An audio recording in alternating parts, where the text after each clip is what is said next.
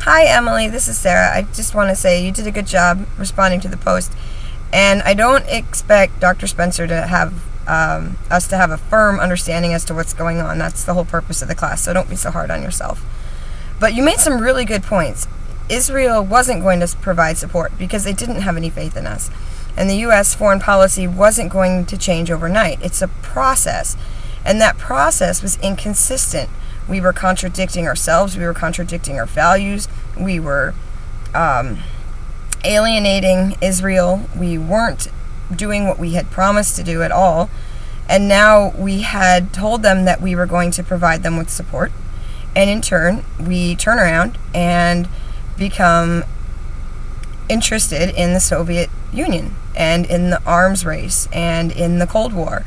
And once again, we had said, yes, we're going to get involved, but we didn't. Yes, we're going to make progress, but once again, we didn't.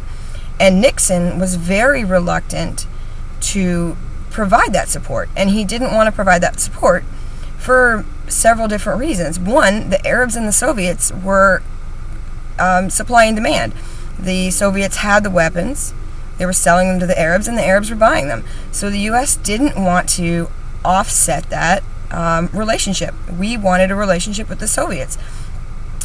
We wanted peace, but in order for us to have peace, there had to be some sort of negotiation. And that negotiation wasn't going to happen if we go in and take total control.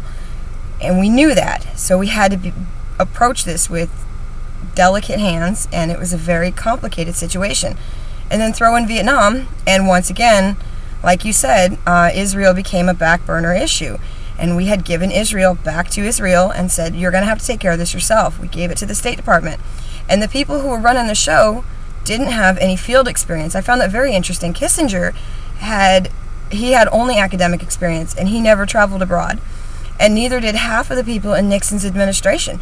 They were just academics. And they didn't, even the international head security officer, he was the secretary for many years, but he never left Washington, D.C.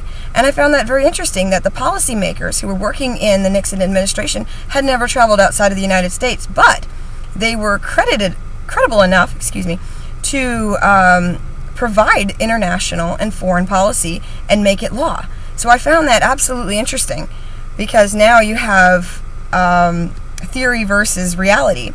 And there wasn't a reality to back up the theory, so we were kind of going around in circles and getting not much accomplished.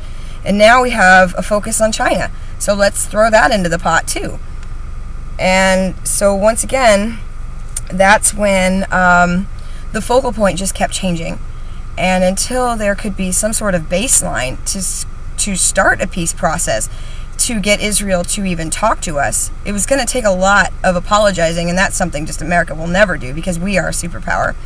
So have a great night. Thanks for listening.